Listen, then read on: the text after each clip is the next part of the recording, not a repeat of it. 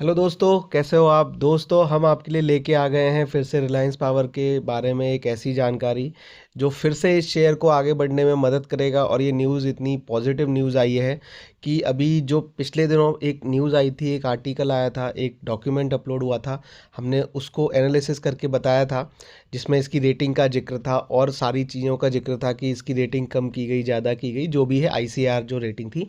आज दोस्तों ये अभी अभी डॉक्यूमेंट अपलोड हुआ है और इस डॉक्यूमेंट को हम एनालिसिस करते हैं, इसका डाइसेक्शन करते हैं। हम कागज़ के साथ विद प्रूफ विद डॉक्यूमेंट आपको कोई भी चीज़ बताते हैं और फिर से हम कागज़ लेके आ गए। तो दोस्तों, आपसे रिक्वेस्ट है कि प्लीज़ आप वीडियो को लास्ट तक देखिएगा और दोस्तों कोई भी इंफॉर्मेशन मिस मत करिएगा। और जो हम समझाने की कोशिश कर रहे हैं, जो कागज़ में लिखा है, आप वो हमारी बात को भी सुनिएगा और कागज़ भी आपके सामने है, आप इसको पढ़िएगा दोस्तों। बाकी आप खुद नॉलेजेबल हैं, आपको पता है कि किस इंफॉर्मेशन का क्या फ़ायदा या क्या नुकसान हो सकता है। तो दोस्तों, ये डॉक्यूमेंट अपलोड किया गया है और इस डॉक्यूमेंट में देखिए दोस्तों, ये बताया गया है कि in continuation to our letter dated 17 October 2024 and pursuant to Regulation 30 of the Listing Regulation read with SEBI Circular dated itne, we wish to inform that Small Court Power Limited, Small Court, a subsidiary of the company, has paid in full its outstanding interest in default on its term loan with export import bank of United state. तो Reliance power दोस्तों सेबी को ये बता रहा है कि भाई हमारी जो सब्सिडरी है, जिस कंपनी का नाम स्मॉल कोर्ट पावर लिमिटेड है, उस कंपनी ने जो लोन का डिफ़ॉल्ट किया था पहले और इंटरेस्ट देने में उसका किस बैंक का किया था, एक्सपोर्ट इंपोर्ट बैंक थी यूनाइटेड स्टेट की। तो वो पैसा जो भी था हमारी सब्सिडी को चुकाना था उस बैंक का, जिसमें हमारी सब्सिडी ने डिफ़ॉल्ट किया था, वो पैसा हमारी सब्सिडी जिसका नाम स्मॉल कोर्ट पावर लिमिटेड है, समा उसने चुका दिया है। तो दोस्तों, ये बहुत बड़ी खबर है, यानी रिलायंस पावर की एक और सब्सिडरी है वो कर्ज मुक्त हो गई है। मतलब रिलायंस पावर तो डेट फ्री हो ही गया था, तो जो इसकी सब्सिडरी है अब वो भी डेट फ्री हो गई है। तो consequent to the aforesaid payment by Samalkot, the default of the company as a guarantor to the aforesaid loan stands cured.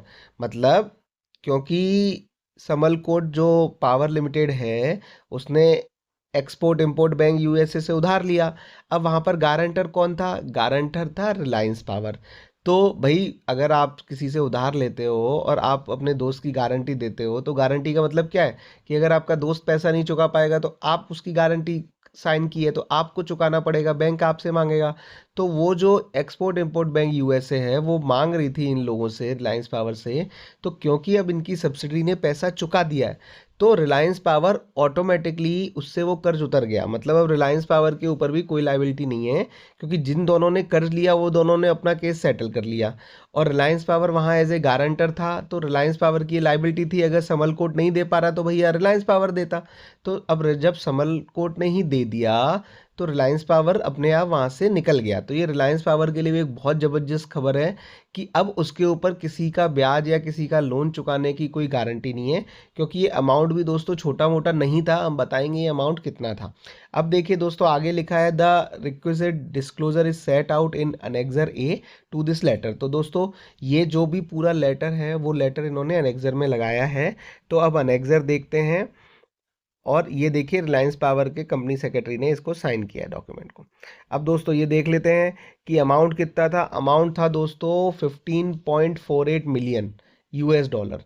तो आप लगा सकते हो कि कितना बड़ा अमाउंट था, मतलब कोई छोटा मोटा अमाउंट नहीं था। ठीक है दोस्तों, दूसरा है actual impact of such default on the listed entity and इस फाइनेंशियल। तो कंटीजेंटी जो हमारी लिस्टेड, मतलब ये है कि इससे ये लाइबिलिटी थी कंपनी की कि अगर वो नहीं चुकाते, कौन नहीं चुकाता, समलकोट पावर नहीं चुकाते, तो ये रिलायंस पावर को चुकाना पड़ता। इसलिए ये खबर इन्होंने दी है रिलायंस पावर ने। तो यहाँ से रिलायंस पावर निकल गया, मतलब बच के, और समलकोट ने भी चुका दिया। अब देखिए डिस्क्लोजर आइटम में क्या है कि corrective measure taken by the listed entity on account of such default.